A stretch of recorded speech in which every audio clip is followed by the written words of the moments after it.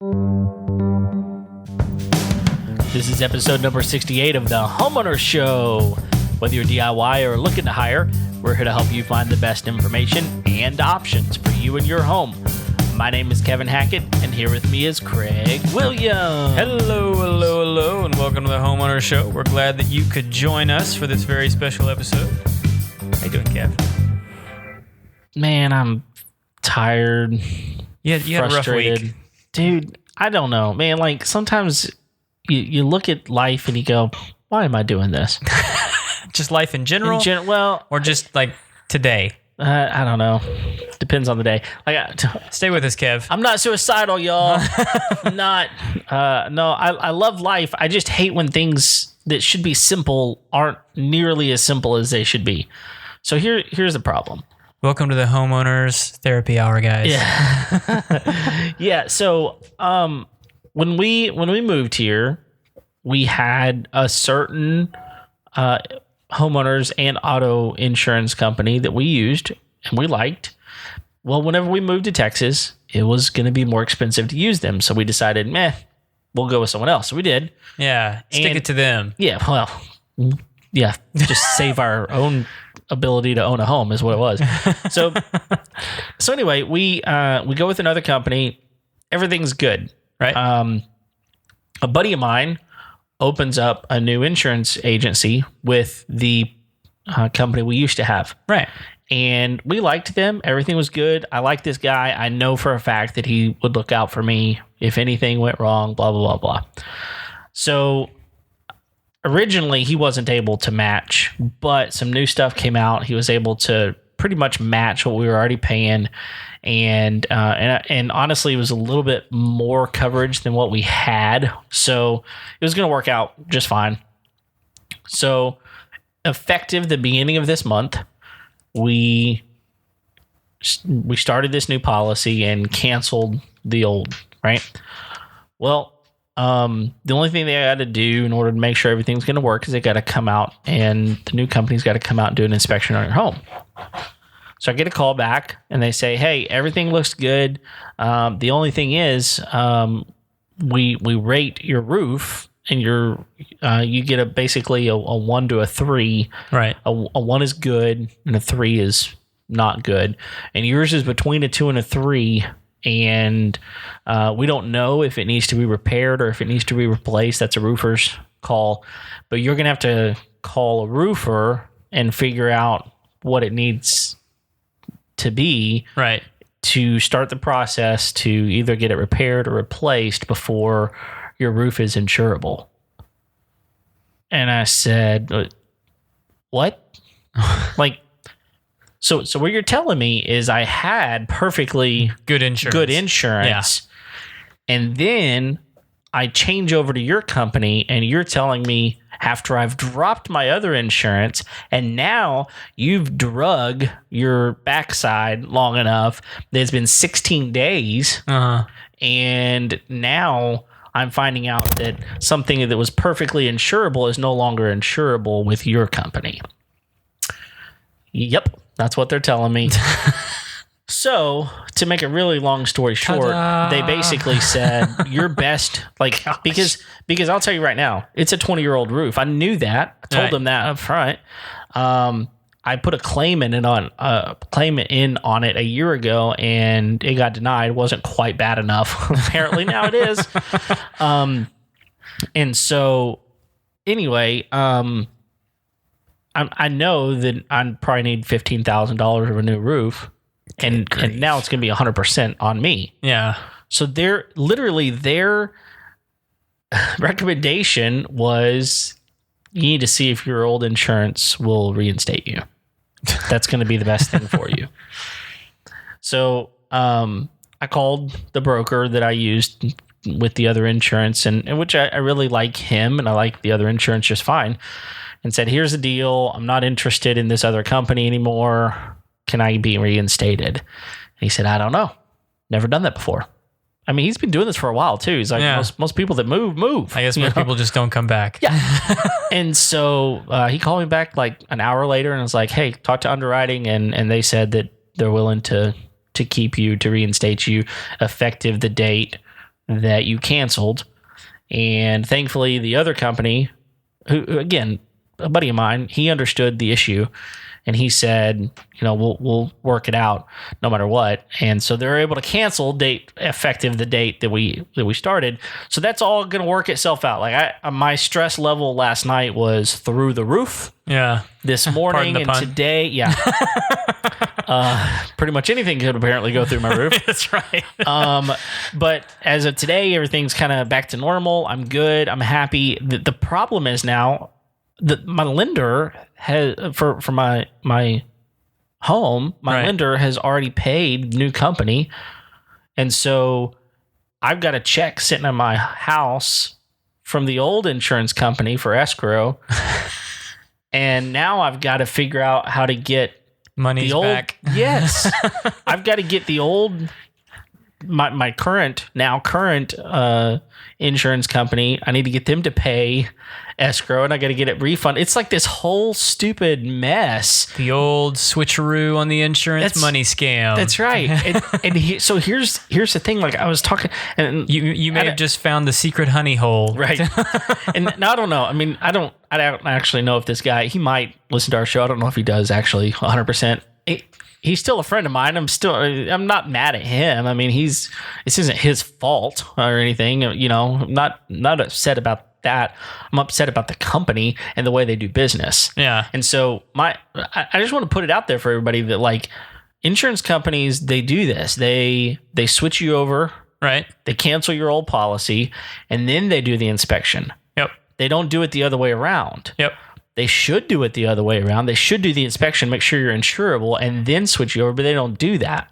And my understanding is they used to, but they don't anymore because they were losing money on people who would just chipping in for the free inspection. That's right. They'd get the inspection, and then they would have no intention of ever buying the policy. Thanks to all you freeloaders out there. Exactly. Don't be that person. You're ruining it for all of us. This is why we can't have nice things. That's why we can't have nice things. And so, like, I mean, and you and I talked about this off air earlier, is like, it would be super simple for these companies to be like, hey, it's going to cost you $150 for an inspection unless you buy the policy, and then we're going to throw it in. Yeah, and that's actually pretty standard business practice. Absolutely. I mean, we do that in our business all the time where like people call us with like, if there's a severe problem, they want us like, just come take a look at it. Right. It's like, okay, we're going to come take a look at it, but there's a service call. Right. If we end up doing the work, we'll take that out, but that happens all the time. Yeah. But it's not a big deal. It's not the way these companies are run. They know they've got you, hog-tied basically. And you've got, if this other company wasn't willing to take me back, I'd be screwed right now. Yeah. Completely screwed.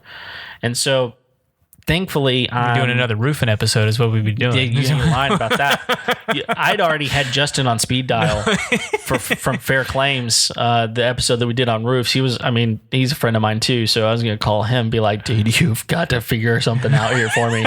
But so here's my recommendation to everybody. Like if you choose to switch insurance companies, first of all, if there's anything in your mind that makes you think I might be uninsurable for this, right? I've got an old roof, I've got some siding that's needing repair. I got, whatever. Don't cancel your old insurance until that inspection has come through. Just don't do it. Just wait. Yeah. And if you're doubly insured, then you're doubly insured. Congratulations, you're paying out the wazoo for insurance, and it'll work itself out. And you won't wind up with the problem that I almost wound up with. Yeah. That's funny you mentioned that, man, because like when we bought this place, I was really surprised that it wasn't inspected. And then I started working on it, and I was really surprised that it wasn't inspected. I'm probably pretty glad it wasn't. Yeah, got lucky. Yeah, but on the flip side of that, like I'm getting pretty excited because it's not part of their Christmas present, but we're telling our kids at Christmas that we're going to Disney next year. So I'm getting pumped about stuff and getting Christmas is in the air. Yeah. So I love all that kind of stuff. Honestly, but you want to know what I'm more excited about than anything else? What's that? Mickey's Runaway Railway. You're excited about it? Super excited about it. Have you read up on any of the tech that? No, because I'm still bitter about it. I don't want to like it. I know. I mean, they got rid of one of my favorite rides. Yeah, absolutely. So But I'm pretty excited about what they're doing with it. So I'm excited to go ride it and see what it's going to be. But is it supposed to be scary? No. Okay. I was curious if your kids were going to get on it. Oh yeah. Okay, because it's Mickey. Yeah. All right. Yep. It'll be good. Awesome, man. So well, anyway. we have a really cool episode tonight. We've got David and Tyler in from Smart Size Buildings to talk about all the different fun buildings that they put together for homeowners. And let me tell you guys, this is a wide buffet of selection you got coming at you tonight. So this is pretty interesting stuff. How you guys doing? Great. Glad to be here. Yes, sir. Awesome. Glad you guys could come in studio and share with us a little bit about what you do. Real quick, before we get into smart size buildings, I was telling Tyler earlier. I saw earlier today you're thinking about doing some educational stuff for the kiddos. Is that accurate? Yes, that is. I have people ask me weekly to teach their kids, and honestly, it's a huge liability bringing kids into a wood shop in a manufacturing setting. So still exploring it, possibly trying to put together some type of DIY at home, parent, kids program. Yeah. It's in the works. It is in the works. I think it's fantastic, man. I mean, anything we can do to teach, because kids don't have shop class. No, not at all. They don't learn how to do this kind of stuff anymore unless they have a dad, or like an uncle or something that shows them how to do this kind of stuff. So I think it's fantastic you're thinking about doing that. And also nowadays, even with the dads, everybody's got a busy lifestyle. Everybody's busy, and it's hard for a lot of dads to fit things like that into their schedule, especially if they don't work with stuff like that. If they don't have a 2x4 just sitting around. But so, and that's where we would come in. We would actually, pre-cut everything and, lay everything out and then ship it to you, and you would literally assemble it with your kid. Yeah. So, I think a lot of people that live here don't realize, because Houston is a huge commuter city, you think of like big cities, they're usually like pretty tight, and so like people commute either like on public transportation or they've got like a 20-minute drive. In Houston, it's not uncommon to have like an hour or an hour and a half drive, and so moms and dads are literally spending like sometimes 3 hours on the road every day getting to and from work. And so like you're absolutely right, they're busy because they're spending like a huge chunk of their day driving. Yeah, so they don't have time to do stuff at home. Everyone I talk to in this area is just like, if you ask them how they're doing, it's like, I'm so busy. Well, and part of that is where we live, right? Yeah. We live 40 miles, actually more than that, more like 45 miles from the center of Houston. Yeah. So, we are definitely a bedroom community in a lot of ways, even though Conroe has its own hub in a lot of ways. But that being said, you're right. People, even if they get home at a point in time when their kids are still up and, maybe they have weekends off, those sorts of things, you're exhausted, man. You just don't have time to do some of that. So anyway, commendable. Good idea. I encourage it. If I can help, let me know. Awesome. Yeah, it's still in the early stages. I have talked to the website designer and, bounced a lot of ideas off of a lot of family and friends and just pretty much made it somewhat Facebook official the other night. It was really just putting feelers out there to see. I think that's where I saw it, was on Facebook. Yeah. It's like, okay, what kind of a response am I actually going to get? Did you get a good one? Yeah, right now I have around 80 people that have said, yes, keep me updated. Awesome. I threw a little offer out there, but it's, yes, keep me updated. I am interested. And so now it's like, okay, let's move forward and actually start putting a package together. Awesome. Cool. I love that. Cool. Well, get us into the genesis of smart size buildings. Where did this come from? Like, have you always wanted to build stuff, or how'd this thing get going? Well, growing up, we were the type of family we don't hire out. We just get it done ourselves. Okay. And So I gained a lot of experience as a kid. My parents had a remodeling business growing up. So, Okay. I was 7, 8 years old and they're being the demo crew. So that was 7 and 8-year-olds are really good at that. Yeah. Sometimes they'll do it even without being asked. Yeah. Tore up a lot of stuff that I shouldn't have and got in a lot of trouble here and there. But, All right. it always stuck in the back of my mind. And then I actually went into sales and I was working for a large mobile home company. Mm-hmm. And, with single wide mobile homes, they always have storage issues. Yeah. Mm-hmm. So I worked it out with one of my now competitors. But at the time, I'd worked it out to where I was just sending them the referrals. Okay. And things didn't go as planned towards the end. Okay. And we happened to cut our ties with the referral program and started doing it on my own. Actually, I want to say my first 6 sheds were built in my parents' driveway. They were building them for me after work while I was still working at another company. Oh, wow. And once I realized, hey, there is a niche for this, there is an area, there is an opportunity, it took off and everything happened to fall in place. That's fantastic. So how long have you guys been in business now? A couple years. March actually makes 3 years. Okay. Yeah. So, like I said, at first it was more on the side, just here and there. Last month made 2 years of being in full time. Okay. With the business. I used to sub everything out to contractors.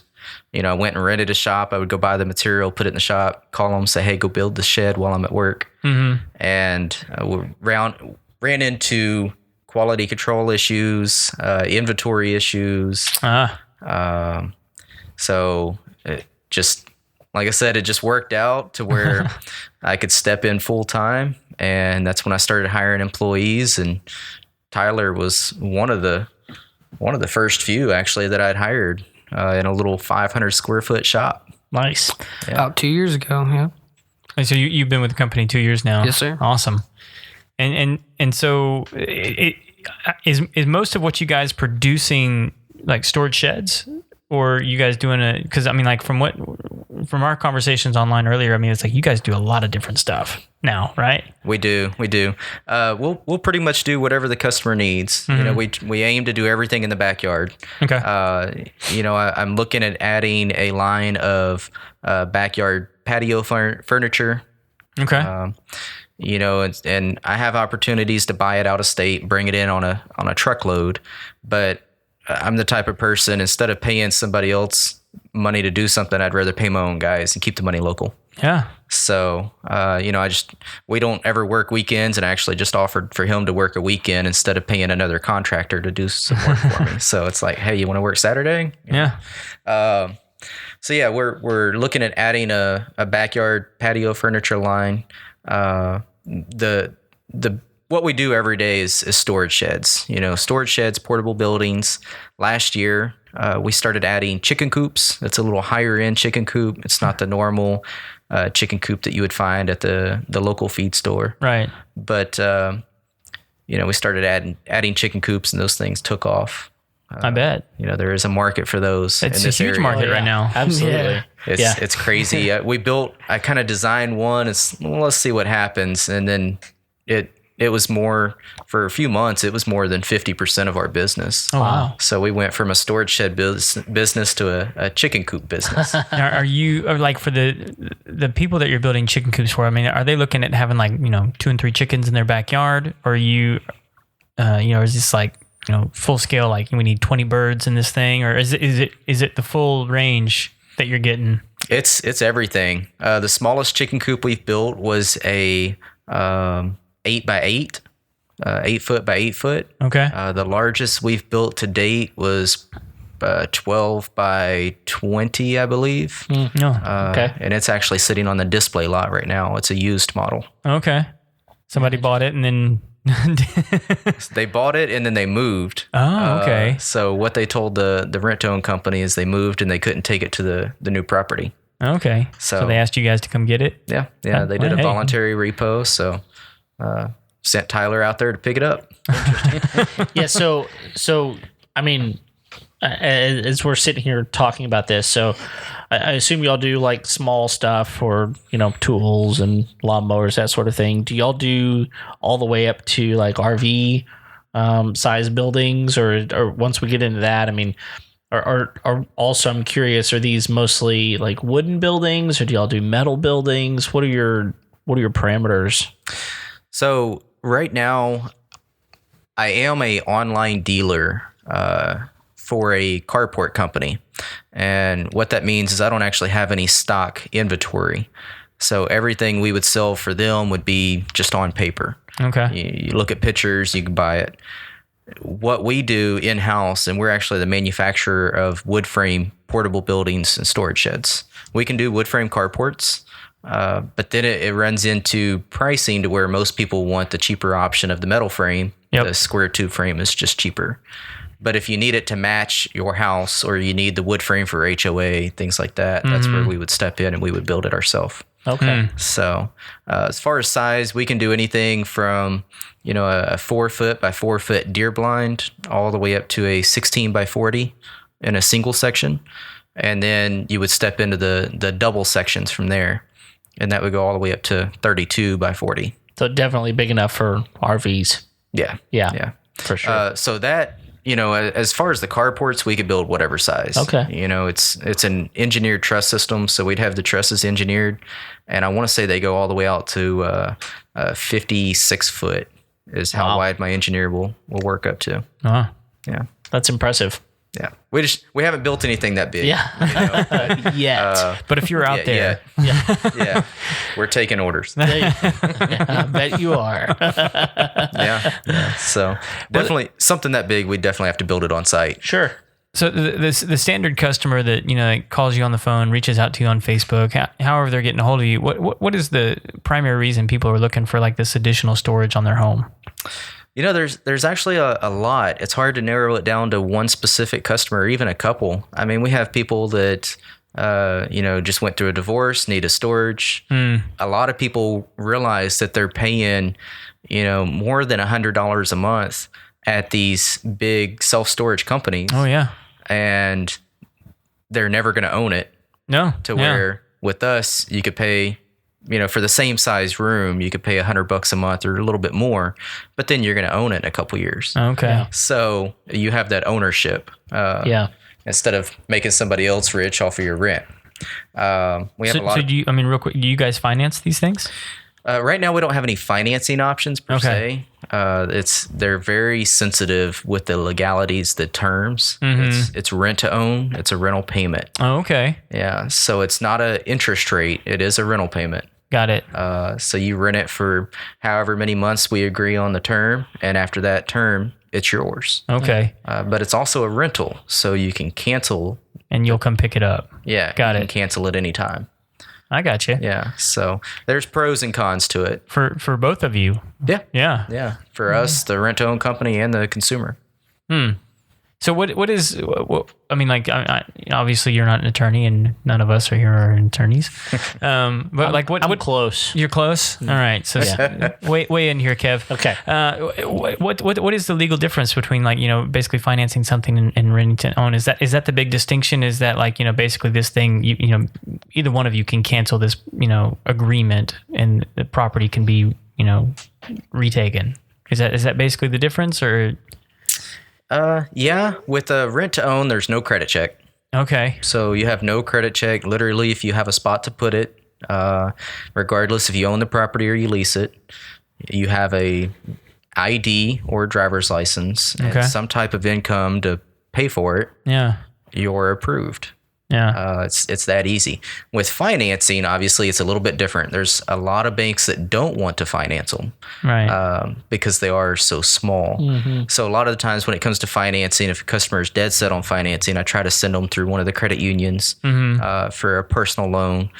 There's a couple banks we've been talking to that do offer financing, and they do have a lot of restrictions. It has I would to imagine. be, this and this and this, and job term, credit scores, all that. So and it's just I hate to say it, it's a pain. Yeah. So rent to own, it's quick and easy, and our customer normally needs something pretty quick. Yeah.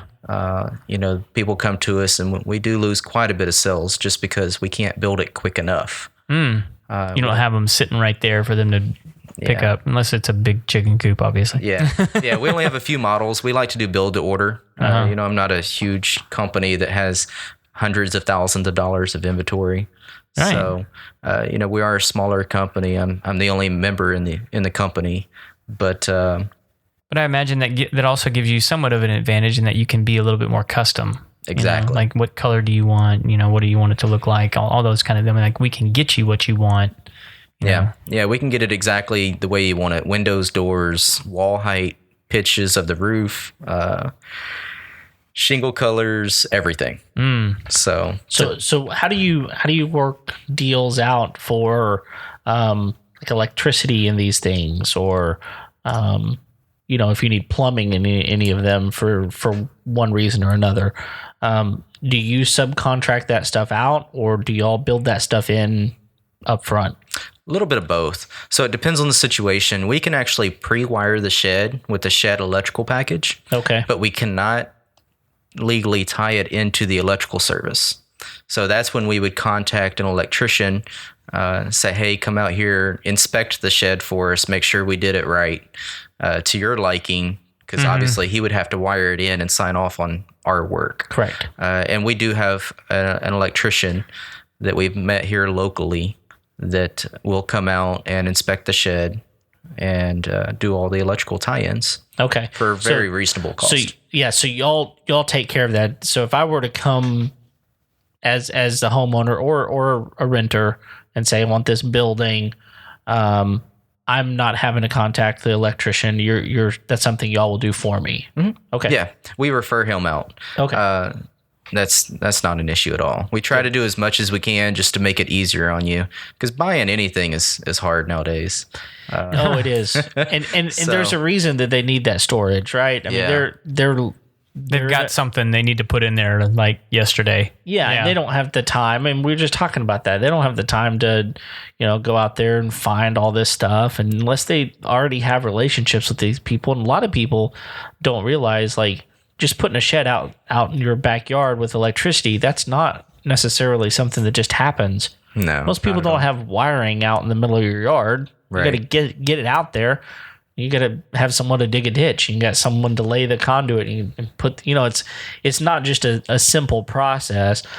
It can become simple by someone else who knows what they're doing, taking care of those things for you, but it's just not plop it down and bam, it works. Yeah, exactly. I think I've only had one situation where the electrical was already there. Okay. And honestly, the guy had ran an extension cord through a piece of conduit. Oh, no. And he ordered a playhouse for his daughter. Okay. So when we delivered the playhouse, he said, hey, can y'all do this and this and this? It's like, well, we can't, but you can. It's already there. Yeah. So that was a very easy job for him. Sure. Nice. So.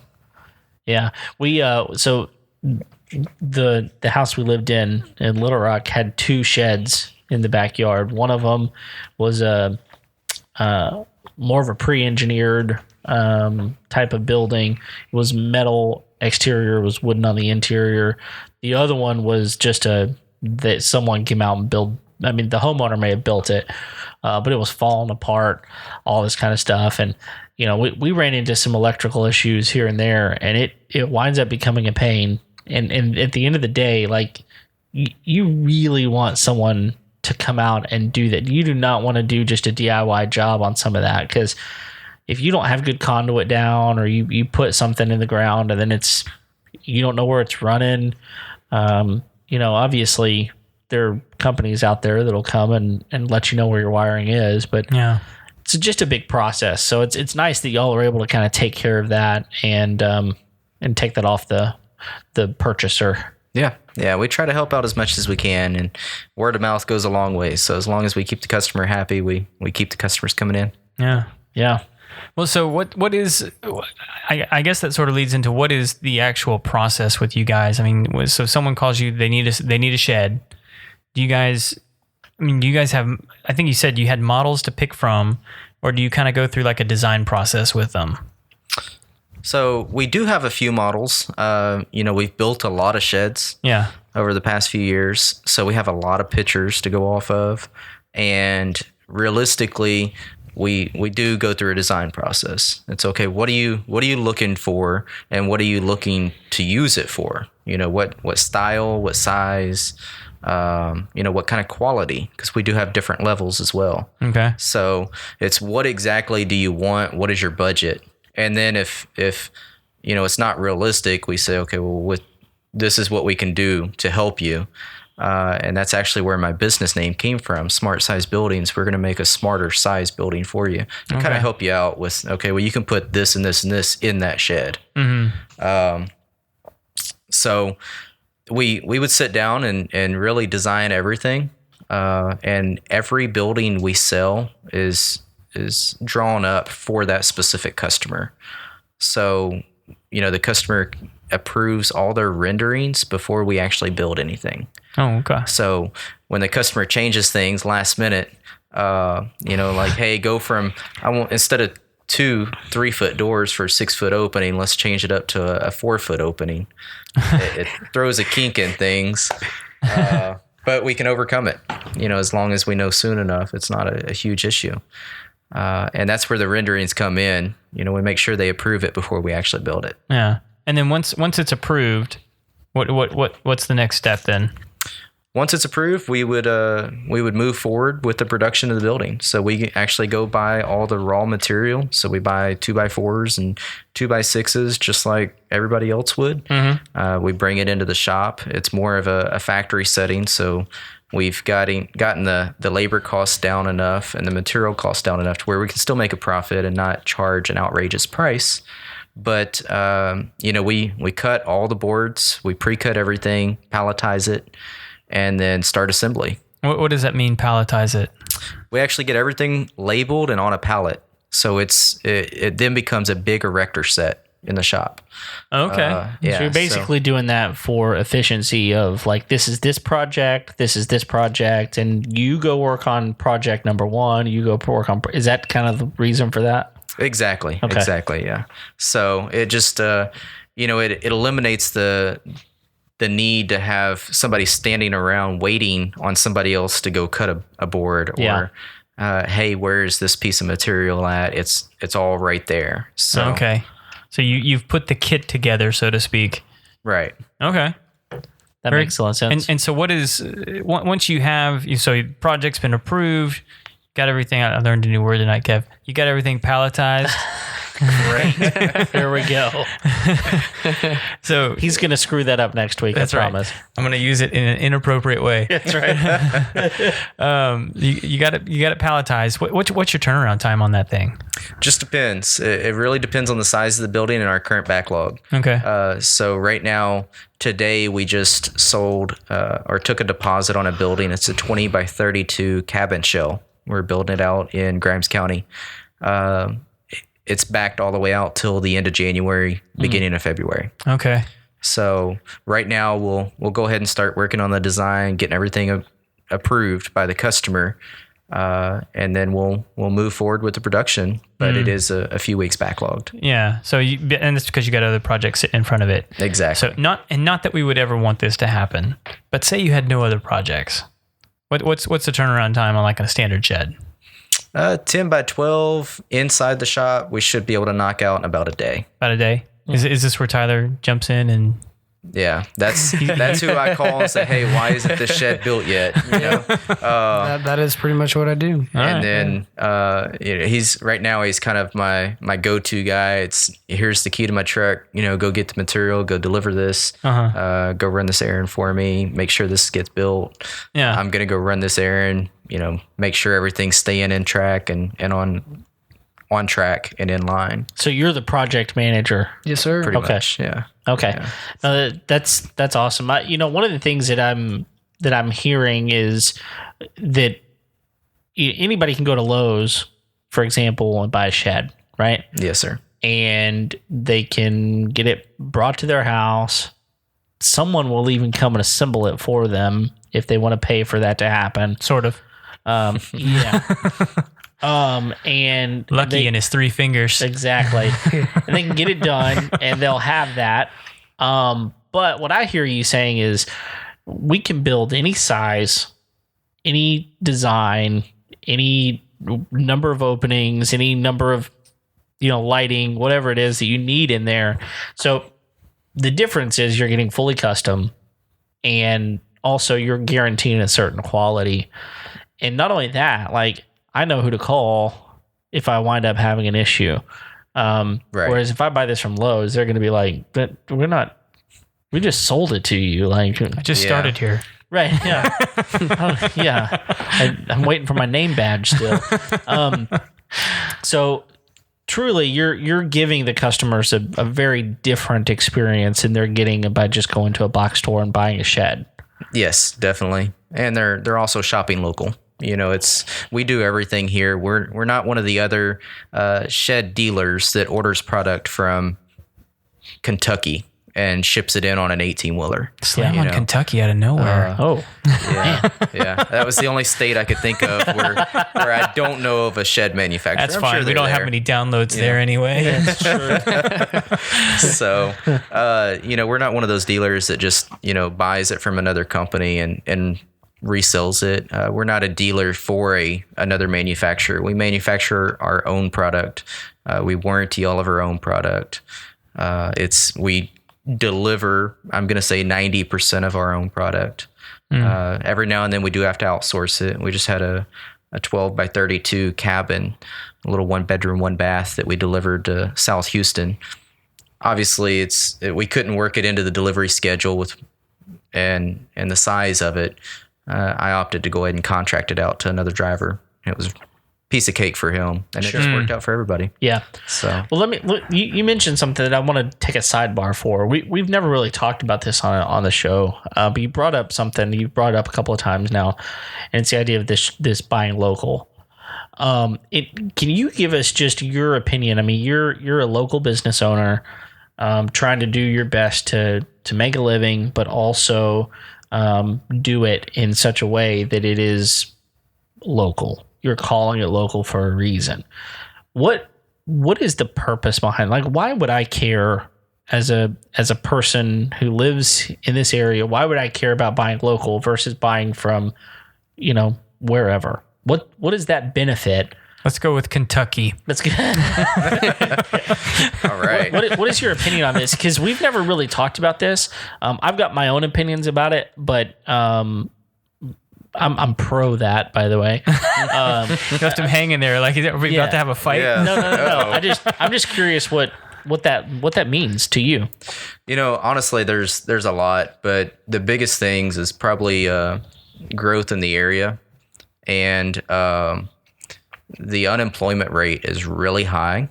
So when you do shop local, you're actually employing people, even if you're not employing them directly.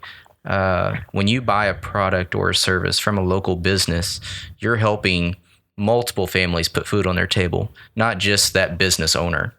To where if you're, buying from one of the bigger companies, where is it? Yeah. A lot of these bigger companies have head corporate offices, and some of the bigger companies, you don't even know where the corporate office is. Right.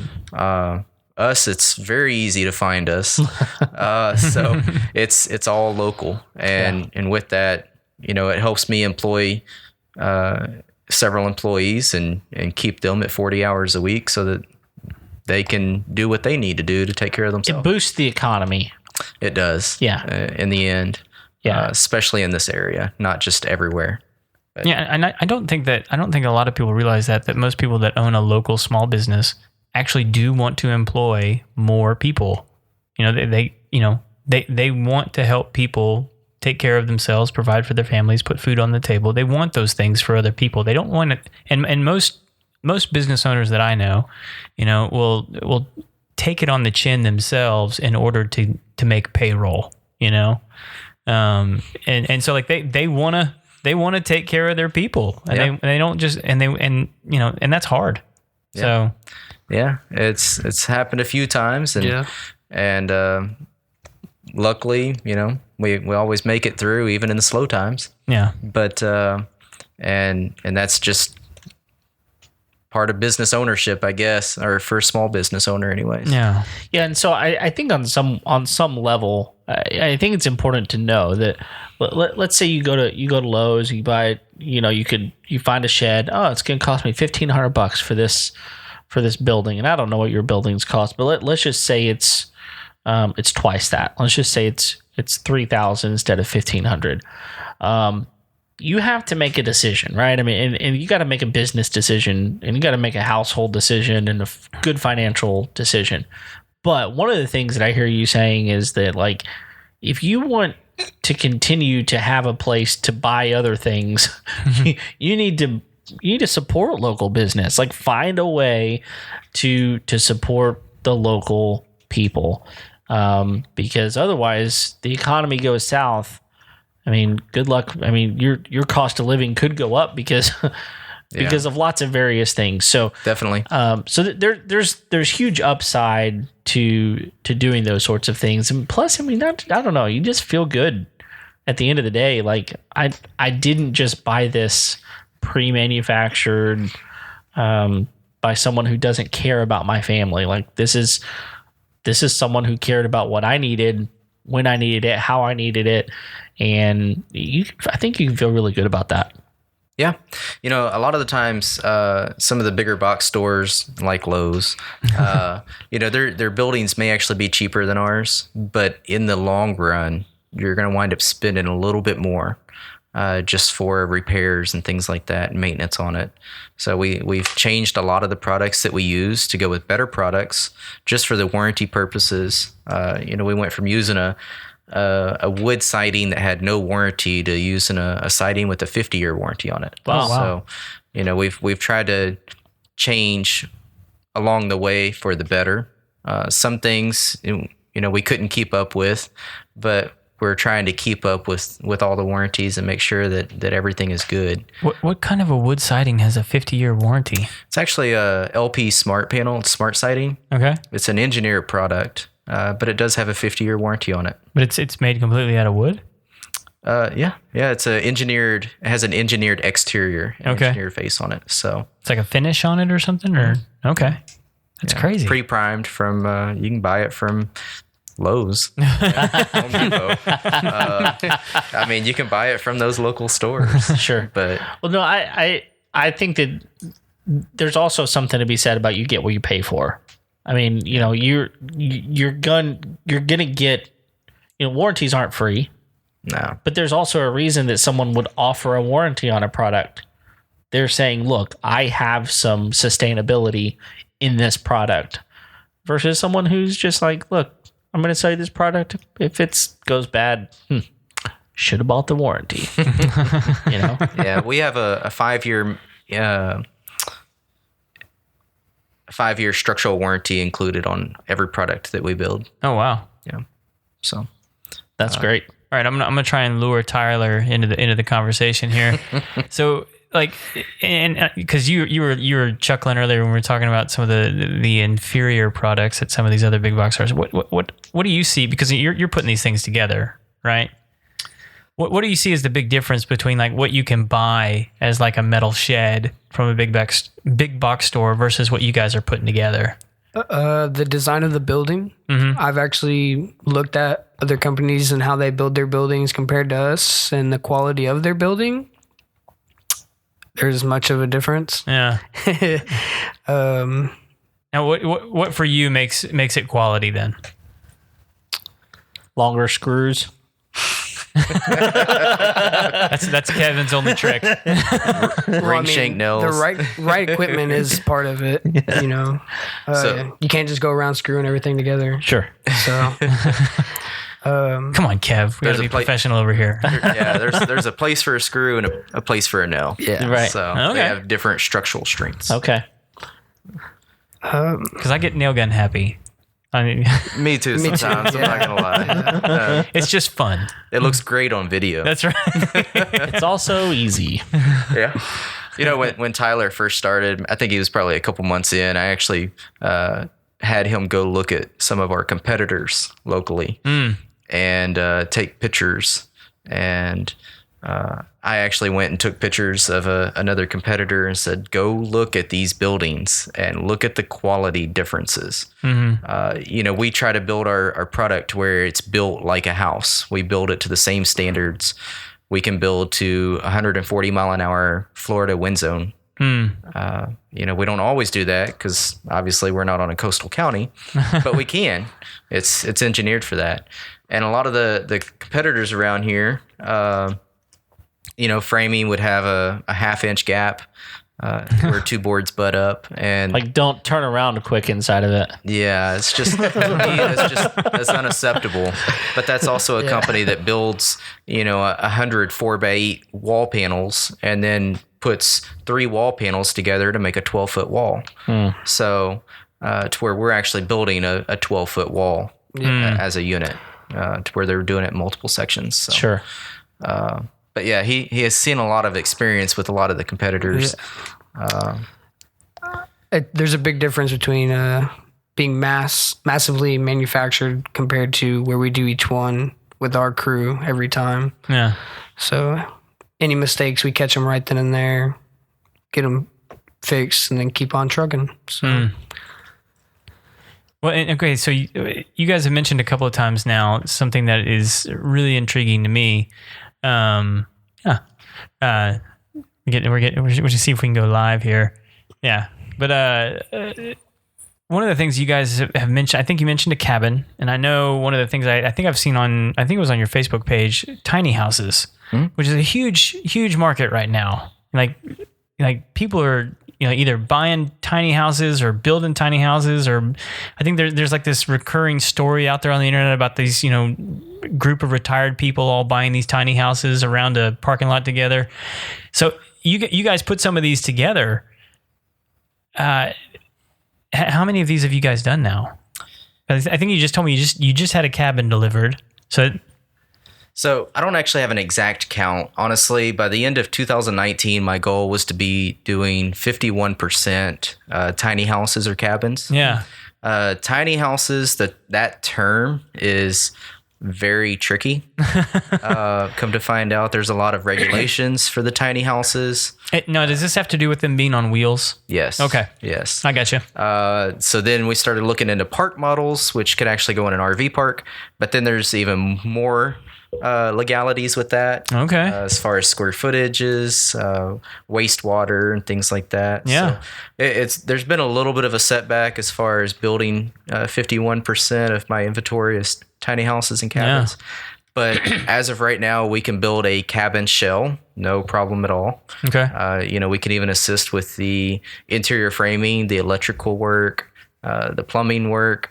We just can't do all the tie-ins, and we can't do the finish-out work. Okay. So with that, that's where you'd have to hire another contractor to come in and completely finish it out. Okay. Like cabinets and furniture and those sorts of things. Right. Okay. Yeah. Yeah. So yeah, it's a huge movement right now. And in fact, I was talking to a buddy about this just the other day. I was like, why would someone buy a tiny house over like an RV? I mean, what's the big difference? And I think ultimately, you doing what you do in and of itself tells you the difference. Like the difference in an RV and a tiny home, and I know because I've been remodeling just recently parts of my camper. They're built super cheaply. I mean, yes, the materials inside of them. I mean, first of all, they're framed out with 2x2s, if that. Sometimes they're like 1.5s by 1.5s, right? And there's very little insulation in these things. They're, structurally, they don't take much. But I assume these tiny homes, they're built and engineered quite a bit more hefty. Is that something you would agree with? I would, yeah. So with travel trailers, RVs, motorhomes, they all have to be, they have to meet a certain weight to go down the road. Yeah. So with our cabins, obviously they don't. They do have to meet a weight. Obviously, if it's too heavy for me to transport or any of my employees to transport, we would sub it out to a driver that could. Yeah. and we would get it there, or we would build it on site.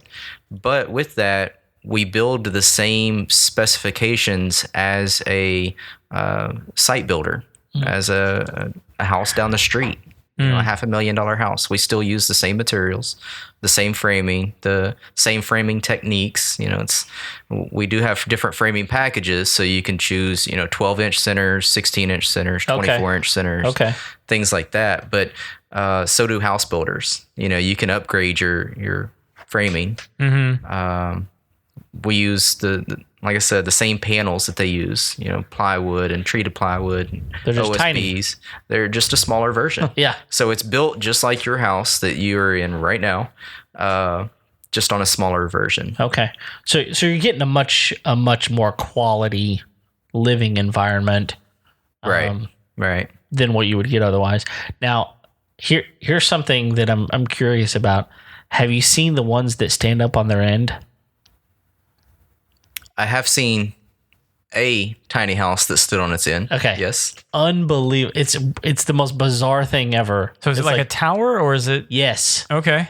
Yeah. I may be thinking of a different one. Okay. Well, this one, it's later. So yeah, basically this thing, it goes down the road, right? Yeah. It gets to its place and they literally just sit it up on its end.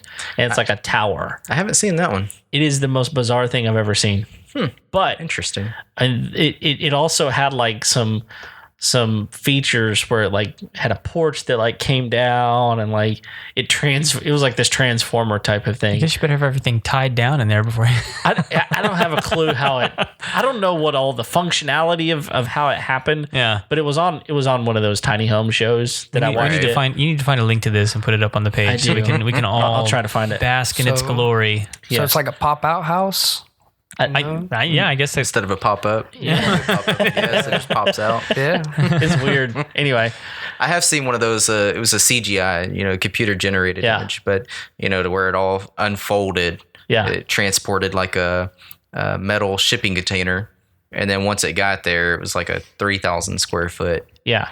Well, I mean, and you think about it, that is one of the benefits of owning a travel trailer or fifth wheel or something like that, as opposed to a tiny home, is there's more square footage because you wind up having these slide outs that produce a lot of space inside, but you're still living inside an engineered type of vehicle versus the type of manufactured home that you're talking about. Right. Very different. There's not always more square footage. Like I said earlier, we can build up to a 16 by 40 in a single section. Okay. And then the double sections, we can go up to a 32 by 40.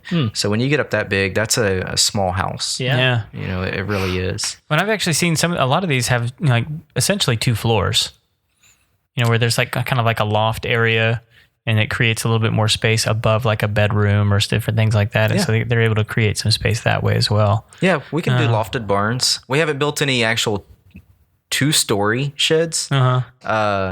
Just for the simple fact of majority of our cells are rent to own, and we can't rent to own a 2-story. Oh, really? Yeah. So some of the big local box stores that have a 2-story shed on display, they've had it there for several years because guys like myself, we charge too much to go out there and take the second story down so that we can transport it.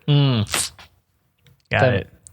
That makes a lot of sense. Yeah. So It's got to pass underneath the bridges. The bridges and the overpasses, the power lines. I don't know how many times I've been called to transport a 2-story barn out of Tomball, and it's just Can't do it. Yeah, I ask them, okay, is it the red one? Yeah, I'm sorry, we're gonna refuse. Is it the red one? Yeah, we can't do it. I know about old Bessie. No, it's not the red one. Blue? No.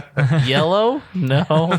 Which one is it? Because I'm not doing it. I'll swing by today. That's Let me right. look at it at least. But yeah, the 2 stories, you would have to completely disassemble the top floor to get it under the transport height. Oh, wow. That makes sense. So, But it's not something that most people think about. not at Because all. how many people transport their home? Not that many. Yeah. You do see that a lot, though, where people will be like, hey, free house if you just come move it. Yeah.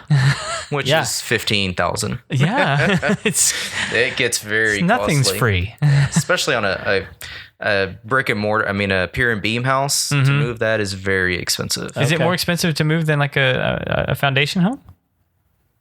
I'm not sure. Probably not. Probably not. Probably not, because pier and beam is already off. It's already off the ground. Yeah, so they can just put their beams underneath it, their axles, and go. Go, yeah. Mobile homes obviously are cheaper. Just hitch. Yeah, just because They're it's made there. for that. Yeah. Yeah. So portable buildings, they're not too bad. Okay. We make them to where they are portable.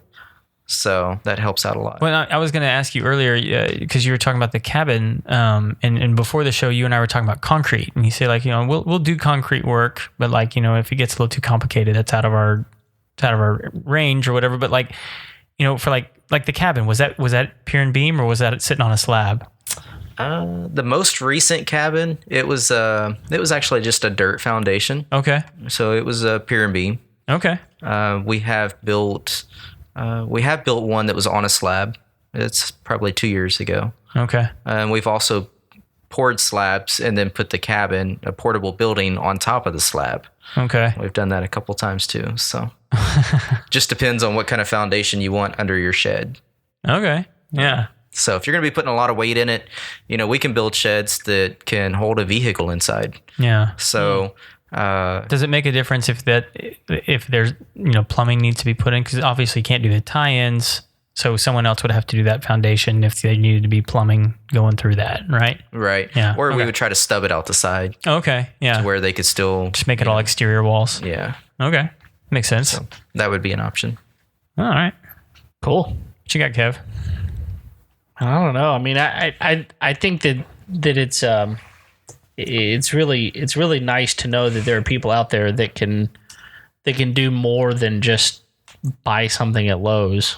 Because and not to slight Lowe's. I mean, they're offering a service out there that's very accessible, and honestly, it's it's inexpensive. But it's nice to know that there are other options out there, and I hope that the people listening today are finding out some stuff, and what that is you don't have just one place to go look for these things, and you don't necessarily have to have a metal building, especially like you said, to meet HOA requirements or whatever. Like there are people out there doing things a little more customizable, and you're getting a different quality out there. So hopefully this is something that everybody out there is going, oh, okay, now I know more about this than I did before. Yeah. HOAs can be tricky. We will work with your HOAs, and that's where the renderings come in, the 3D drawings. HOAs, some of them are very easy. Mm-hmm. Some of them are not so easy. So Hunting for adjectives there. we can make it work. And we don't like dealing with the HOAs, but we have the ability to deal with the HOAs on Right. your behalf. Well, and unfortunately, living, there are some places that you might live in, and that's not an issue. Where we live, it's an issue. Most places in this area have an HOA of some sort. Yes. Even I have an HOA. Even you, Even me. believe it or not. Wow. Yeah. So, yep, makes a difference. Well, what else, man? Anything else you can think of? No, I mean, like I'm kind of struck that you can like do the style and the color match for the shed. I mean, I think that's like a really cool option that, one, it makes it look cohesive on the property. Two, it makes it sound like it's easier to talk the wife into. Like, babe, we're going to get a shed, but it's going to match the house perfectly. Yeah. Well, hopefully it's an easier sell in the future as well. Yeah. It's like, oh, this isn't just some random piece of junk someone threw out here. That's actually one of the things that really irritates me when I walk onto someone's property is like when you just have this hodgepodge of like non-cohesive buildings, just like, what's that? Oh, no, we got something that's kind of like an Oriental style going on over there. That's Yeah. Even your property has some cohesiveness to it. I will grant it that. It is all completely equally weird. It's made out of the same stuff. It's made out, yeah.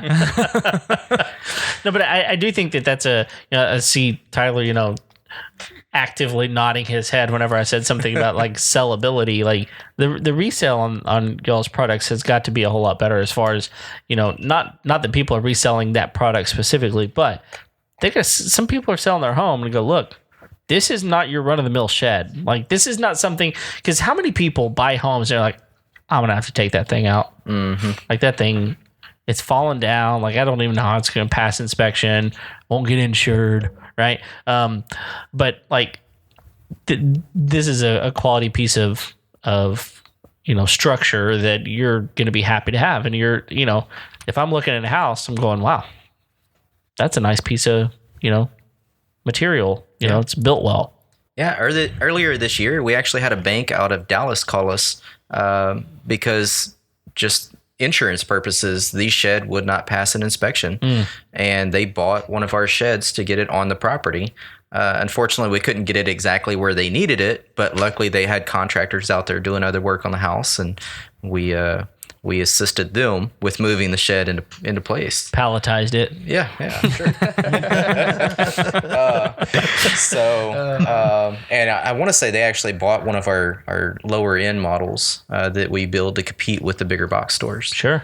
So yeah, that was nice that a bank called us. Nice. So I'm glad I remembered this because this was something I really wanted to ask you about. One of the other, I really wanted to ask you about tiny houses, and so the other trend I wanted to know if you guys have tapped into yet is the she shed.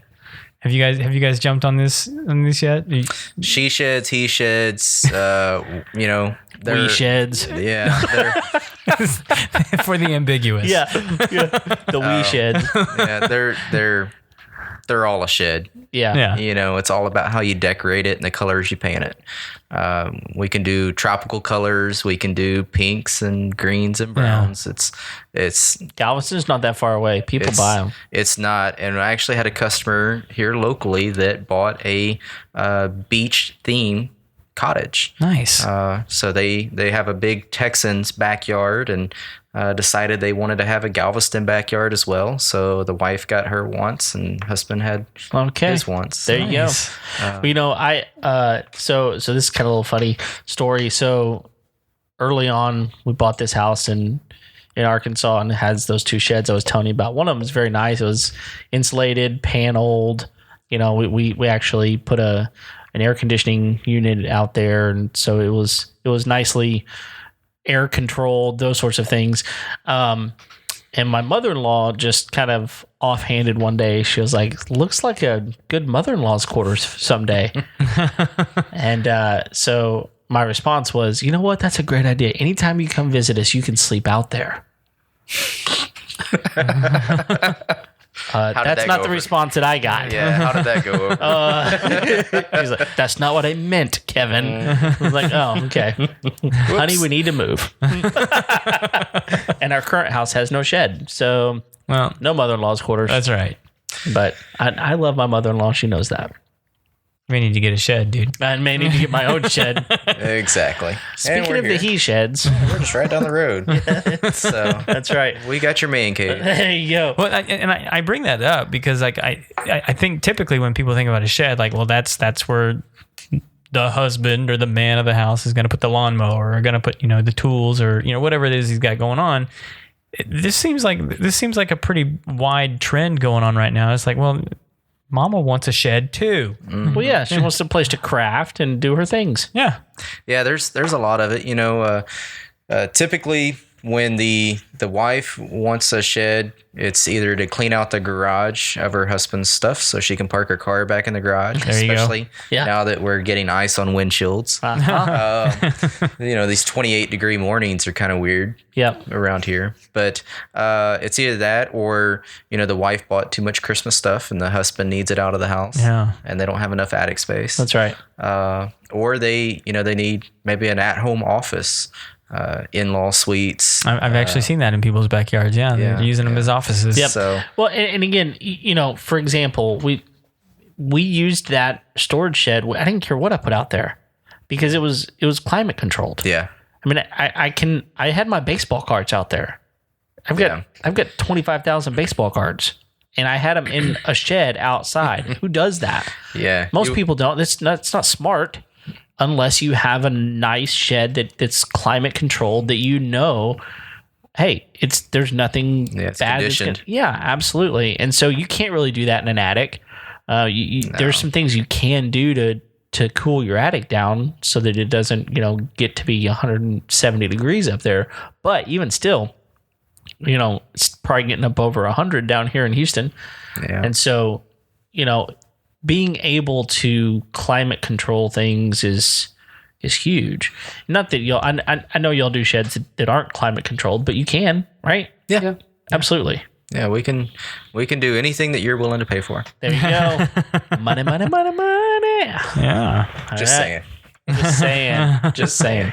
Well, in case people don't know, if you do use it as a home office, I mean, like, I'm no CPA, but you can write that booger off. Oh. So Yeah, you're working out of your house. if it's a workspace in the home. There you go. So Boom. and you can write off I mean, what's cool about that is if it's a separate building, you can actually write the whole thing off, because if it's a home office, you can only use like so much square footage of the home to be designated as the home office. Whereas if it's a separate building, that's just the office. Okay. Very That reminds me of a Seinfeld episode. Are y'all Seinfeld people? No? Look No, at you. sir. What is wrong with there's a lot of people out there listening going, I'm out. Wow. I mean, like, statistically in the room right now, there's something wrong with you. Yeah, but Well, maybe so. But there's an episode where they're talking about writing things off. And Jerry's talking about, like, what is a write-off? And Kramer says, I don't know. I'm not the one writing it off. this whole thing. He's like, you can write that off. You can write that off. Anyway. now we're going to have to YouTube it. That's right. Yeah. We have to find the Man. clip. That and the standing tiny house. Or Yeah. Yep. Yeah, that's Yep. We'll figure that out. But now we need to get to the final four. the final four. Yeah, so final four questions we ask all of our guests. So we'll ask both of you to answer each of these questions. And by we mean Kevin, because he asked the questions. That's right. And that's just because Craig doesn't remember them. Although I did learn tonight that I actually did write them down in my phone. So for future episodes, If there's an emergency, you never know. yep, It happens. pull the ripcord. There I you got go. the questions. All right, first question. What's the must-have tool you won't leave your house without? Tape measure. Anytime I am in the shop, I've got a tape measure. Okay. It's part of quality control. It's part of making sure it's getting done right. It's everything. Yeah. Without a tape measure, I'm lost. Well, now Craig has a question for you. Well, yeah. So whenever people, but like, I know that he's an Android guy, so he may not have this. Oh, he's got another really cool app that we can't have. So Oh, yeah? Yeah, go ahead. Well, yeah, because we have the Measure app. Do you guys have the any kind of like?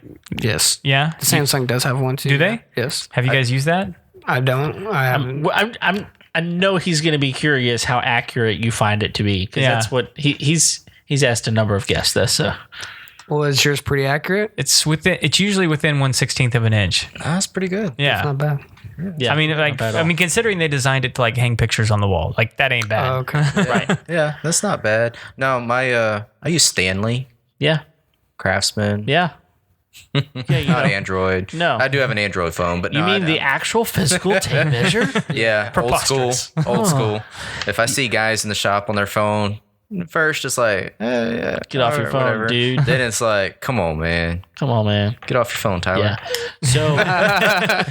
So there's another Calling me app out. that Android has that I have no idea anybody that's used it. I've just seen it out there, where like you can basically put it up against a wall and it'll show you what's in the wall, like piping and wiring and different things like that. It'll show you, and I don't know how it does it. I have no idea. All I know is that it's unavailable for the iPhone, but it is available for the Android, so you can kind of see through the wall, show you where the studs are, all that kind of stuff. That is nice to know. I don't know the name of real. it, but it's out there. So I will say this. I learned something about mine the other day when I was using it. I was just showing somebody how it worked. I was like, grabbing a point on the wall and measuring it, and like, look, this wall's an 8-foot wall and whatever. And so it 3-dimensionally maps the room. And what it did when I measured that wall, because it had that perspective, it started grabbing stuff on the wall and like measuring it automatically for me. Really? So like it grabbed like a light switch and it told me that it was like 4.5 inches by 4 inches or something like that. And like it was just grabbing like pictures on the wall and tell me how big they were. It was crazy. That is crazy. Yeah. So like it does a bunch of stuff I probably haven't figured out yet because Interesting. yeah. Cool. All right, Tyler, your turn. What's a must-have tool you won't leave your house without? I was also going to say the tape measure, and I think it's David's fault for that. He's kind of got me stuck on it as well. So, Because I walk in, see him without a tape. Hey, where's your tape? yeah, No. always on me. Yeah. Always have it. Good. At work, not at work. Yeah. I have it somewhere, I promise. Nice. You got it on you right now? In my car, yeah. It's okay. Yeah. That's close enough. Yeah. I don't have one on me, so I mean, I got my phone. yeah, but I don't have a Stanley or a Craftsman. No. So, all right. Next question. What's a job you've walked away from? So, when we wrote this question, we meant for it to be like, what's a project around your home that you started and you were like, you know what? I cannot do this. Like, I need to hire someone out to do this because I'm not doing this job anymore. It got too complicated.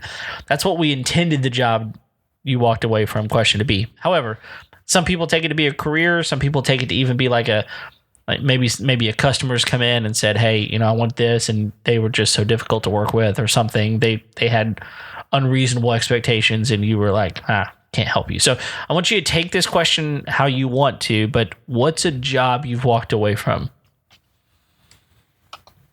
Well, there's quite a few. So, and see, I was trying to think of this earlier. I should have. So, I would say we actually turned away a pretty big job, I guess about a year ago. I spent a lot of time in the drawings on this job. Yeah. And no charge, which is not normal. So we did a lot of work up front, and it just got to a point where we had to tell the customer, hey, we're out. It was just too big, or it was just yeah, a little bit of everything. Too big. I didn't have the experience at the time. Actually, we were still in the old shop in Plantersville. So, Not enough room either. Yeah, it was a couple years ago. Yeah. I mean, we were in 500 square foot at the time. That's as big as a garage. Yeah. So we it was very small. It was very tight. There wasn't very much room at all to move around, and it was just too big for me at the time. And with the crew I had to meet their expectations, it was a decent sized commercial job, and they were wanting multiple units, and we had to turn it down. I mean, it would have been a great project to add in the portfolio. It would have kept us busy for a long time, but it was one of those things we knew up front that it wouldn't happen. It would take too long, and then I would have a very angry customer, and which would hurt my reputation and also ruin a friendship. We did create a friendship along the way, and took the customer out to dinner and said, hey, this is just not going to work. I did refer them off to another contractor and said, hey, this is what he does day in, day out. And, they got a project and happy as can be. Yeah. So Win-win kind of. Yeah. I just passed it off to somebody else. Yeah. We couldn't do it, unfortunately. Okay. Now we're in a position we could, but at the time it was more than we could handle. Sure. All right, Tyler, job you walked away from. I think the first time that I got on one of the bigger sheds that we built, I almost slipped off the roof on accident doing shingles. And I think that's the only job I've really walked away from until I finally got back up there. Yeah. Not a problem now. Yeah, but you're like, for a while, you're like, I was like, nah, I'm not feeling it. Yeah. Just got to get back on that bike. Yep. Just gotta get back on. Yeah. Heights can be scary if you fall down. It does hurt a little bit. A little bit. Well, and, probably the most scary of being high. Sure. Yes. Are we still talking about being on top of roofs? No, I thought we were Okay, just question. Okay, third question. if you're high and you're high. There you go. The chances are a lot higher at that point. Okay, third question. How do you wind down at the end of a long day? Well, we talked about driving time earlier. So typically it takes me an hour and 15 minutes to get home Wow. from the shop. So honestly, I drive home with no radio. Just drive and relax. And that's my quiet time because when I get home, you got kids running around screaming and then you got to help with dinner or what you can help with. So that's my quiet time. Normally I drive to work, no radio on, unless I know I need to get myself pumped up, and then I turn something on to get going. But yeah, I silence. Yeah, I really like that. That not too long ago, I was part of a group that kind of challenged each other to find time for silence in their day, and one of the easiest ways to do that is in your vehicle. And to just turn things off, those sorts of things. Because if you're not going to listen to the homeowner show, what else are you really going to listen to anyway? Right. Garbage. Exactly. Garbage. And then when you have those apps that, reward you or quote unquote, but keep you off your phone. You just put your phone down and just forget put it about down. it. Just drive. That's right. That's commendable. I like it. Good stuff. All right. Beat that, Tyler. Well, mine is actually the opposite. I like to listen to music on my way home. Okay. That is my getaway, is music and driving. I love driving. Been around a race car family my whole life. Okay. So I love driving. But I have to have music on. I cannot do the silence. And then, when I do have downtime, it's probably when I'm going home. Yeah. That's about it. It's very strange on my drive homes. Sometimes I feel like I'm at the shop and then I'm home. It's like I don't really. What happened on the drive? Yeah. Do you ever get like that? Absolutely. You're on autopilot, and then it's like, man, I'm already. Wow. It's a bizarre feeling too. It's like, how did I get here? Yeah. And it's like that a lot, and I think that's just my away time. I'm kind of zoned out and just driving. Yeah. So, but yeah, I hear his music. 5:30 hits. It's Tyler's in his car. Yeah. So Nice. everybody hears it, neighbors and all. Yep. But luckily, we haven't had any complaints yet. Hopefully, they don't get any ideas by listening to this show. Man, I had that's funny. I had a buddy in high school. He had a pickup and just an extended cab pickup. And in the back in the back seat, the extended cab portion, he had two 18-inch subs. Two. Wow. And from a block away, he could make glass rattle from a block away. It was crazy. Man. Crazy.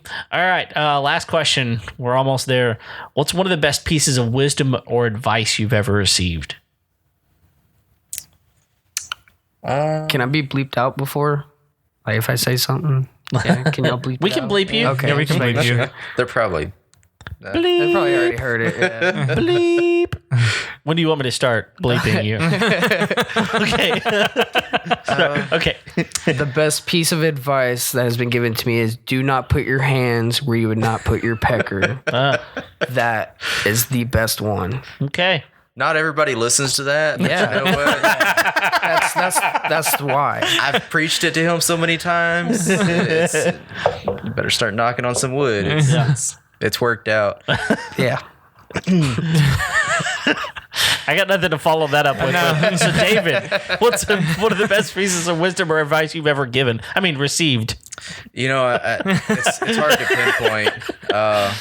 I've had several mentors, in this business and previous businesses and, previous employers. And it's really hard to narrow it down to the best one. It's all very good. One of them is don't retire on one customer. Don't try to retire off of one customer. Growing up, if you're not early, you're late. Yeah. That's a good one. I like that one a lot. I've said that several times over the past few weeks to a lot of new employees or ex-employees at this point. But they did not receive the wisdom, apparently. Yeah, it just didn't stick. Yeah. Not sure if they listen to this or not, but we'll find out in the next couple of weeks, I guess, because we are still Facebook friends. Well, hopefully they were there long enough to learn the bit about the hands. Yes. Yeah. Exactly. Actually, he no, he didn't actually learn it, but he learned the hard way. Oh. Yeah. Okay. He learned the hard way. Yeah. Bleep. Definitely an ouch. Yeah. But if you're not early, you're late. Yeah. Okay. Show up 15 minutes early. Yeah. It's easy. So much can happen on the road, especially in an hour's drive time. But and I do have an employee that lives probably an hour and 15 minutes, hour and a half away. And he does what he needs to do to make sure he's there on time, bright and early every morning. Good. That's awesome. So it can be done. Can be done. Definitely. All right. Well, fifth and final secret question. Secret question. Yeah. We couldn't reveal the secret until just now. So, how do people get a hold of you? Well, obviously we're all over Facebook, so you can look us up at Smart Size Buildings. Just go to Facebook and literally type in Smart Size Buildings. Okay. And we pop up. All right. You can go to smartsizebuildings.com. We have a website presence there. You can call the office. The number is 936-463-8392. We do have a slight presence on Instagram.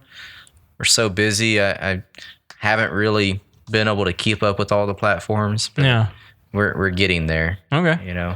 I'm trying to delegate more nowadays. So I may put somebody else in charge of the Instagram. There you go. And we're right off of Honia, Egypt, in Ponderosa. And then we have a storage location right now on McCaleb at 2854 beside the fireworks stand. All right. Yeah. Awesome. I mean, this has been good. Thanks for taking the time to come in and spend some time with us. I hope that it's been good for you. I know I've learned a lot.